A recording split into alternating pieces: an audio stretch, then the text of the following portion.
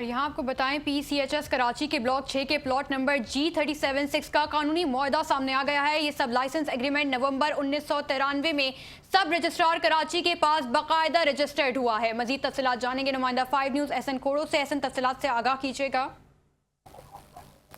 जी, कराची के PCHS block 6 में वाक़ प्लॉट नंबर G637 से मुतालिक अहम कानूनी दस्तावेज मंजर आम पे आ गए, जिसने माजी की अलाटमेंट और लीज के तरीक़ेकार पर कई सवालात खड़े कर दिए।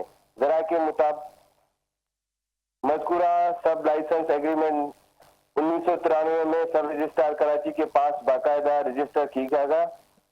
दस्तावेज में यह इंकशाफ हुआ है कि प्लाट की असल allottee lieutenant colonel retire Nasimuddin की जानिब से इनकी कानूनी अटारनी मेजर रिटायर एम वकार ने दस्तखत किए।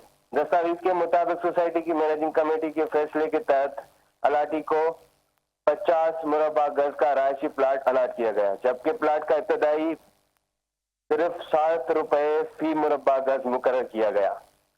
मुआहदे में वाज़ेह किया गया है कि अलाटी की अलाटमेंट के बाद 3 साल के अंदर सोसाइटी के कवानीन और मंजूर शुदा नक्शे के मुताबिक तामीरात मुकम्मल करना लाजमी होगा।